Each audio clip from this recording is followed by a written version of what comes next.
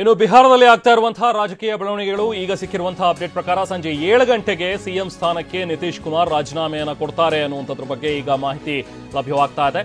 So ಈಗಾಗಲೇ ಆರ್ಜೆಡಿಯಿಂದ ಮೈತ್ರಿಯನ್ನ ಮುರಿದುಕೊಂಡಿರುವಂತಹ JDU, Nitish Kumar ಅವರೇನು CM ಆಗಿದ್ರು, ಜೆಡಿಯು ಮತ್ತು ಆರ್ಜೆಡಿ ಮೈತ್ರಿ ಮಾಡಿಕೊಂಡು ನಿರ್ಮಾಣ ಮಾಡಿದಂತಹ ಒಂದು ಸರ್ಕಾರ ಈಗ ಆ ಸರ್ಕಾರವನ್ನು ವಿಸರ್ಜಿಸೋದಕ್ಕೆ ಮುಂದಾಗ್ತಾ ಇದ್ದಾರೆ. ಸಿಎಂ ನಿತೀಶ್ ಕುಮಾರ್ ಇವತ್ತು 7 ಗಂಟೆಗೆ ಅವರು ರಾಜೀನಾಮೆಯನ್ನ ಕೊಡ್ತಾರೆ ಅನ್ನುವಂಥದ್ರ ಬಗ್ಗೆ ಈಗ ಸುದ್ದಿ ಸ್ಪಷ್ಟವಾಗ್ತಾ ಇದೆ. ಇವತ್ತು ರಾಜೀನಾಮೆಯನ್ನ ಕೊಟ್ಟು ನಂತರ ಮತ್ತೆ ವಾಪಸ್ ಅವರು NDA ಜೊತೆಗೆ ಸೇರ್ಕೊಳ್ತಾರೆ. ಅದಾದ ನಂತರ ನಾಳೆನೇ ಬಹುಶಃ ಮತ್ತೆ ಸಿಎಂ ಆಗಿ ಅವರು ಪ್ರಮಾಣ ವಚನ ಸ್ವೀಕರಿಸಬಹುದು ಅನ್ನುವಂಥದ್ರ ಬಗ್ಗೆನೂ ಕೂಡ ಒಂದಷ್ಟು ಚರ್ಚೆಗಳಾಗ್ತಾ ಇದೆ. ಅಂದ್ರೆ ಬಿಜೆಪಿಯ ಸಪೋರ್ಟ್ ತಗೊಂಡು ಅಲ್ಲಿ ಮತ್ತೆ ನಿತೀಶ್ ಕುಮಾರೇ ಸರ್ಕಾರವನ್ನು ರಚಿಸ್ತಾರೆ ಅನ್ನುವಂಥದ್ದು. ಒಟ್ಟಲ್ಲಿ ಸಾಕಷ್ಟು ಕ್ಷಿಪ್ರ ಬೆಳವಣಿಗೆಗಳು ಈಗ ಬಿಹಾರ ರಾಜ್ಯ ರಾಜಕೀಯದಲ್ಲಿ ಆಗ್ತಾ ಇದೆ. ನಿನ್ನೆಯಷ್ಟೇ ಆರ್ಜೆಡಿ ಜೊತೆ ಮೈತ್ರಿಯನ್ನ ಮುರಿದುಕೊಂಡಿದ್ರು.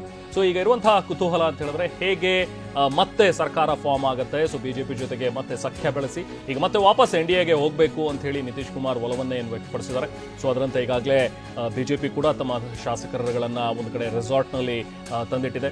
ಇನ್ನು ಈತ ಕಡೆ ಜೆಡಿಯು ಕೂಡ ತನ್ನ ಎಲ್ಲಾ ಶಾಸಕರು ಒಗ್ಗಟ್ಟಾಗಿರಬೇಕು ಅನ್ನುವಂಥದ್ರ ಬಗ್ಗೆ ಕರೆಯನ್ನ ಕೊಟ್ಟಿದ್ದಾರೆ.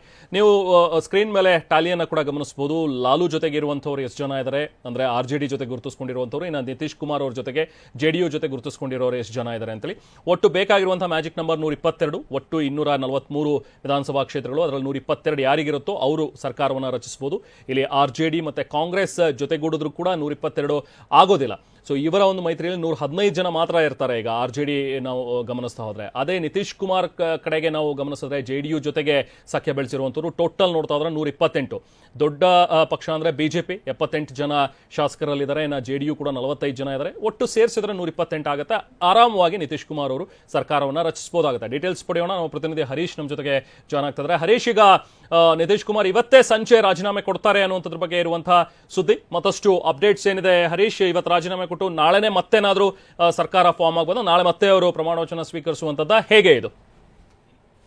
ರೆಹಮಾನ್, ಈಗ RJD ಮತ್ತು JDU ನಡುವಿನ ಮೈತ್ರಿ ಬಹುತೇಕ ಮುಕ್ತಾಯ ಆದಂತಾಗಿದೆ. JDU ನಾಯಕರಾಗಿರ್ತಕ್ಕಂಥ ಸಿಎಂ ನಿತೀಶ್ ಕುಮಾರ್ ಅವರು ಇವತ್ತು ರಾಜೀನಾಮೆಯನ್ನ ನೀಡ್ತಾರೆ ಸಂಜೆ ವೇಳೆಗೆ ಅನ್ನುವಂತಹ ಚರ್ಚೆಗಳು ನಡೀತಾ ಇದೆ.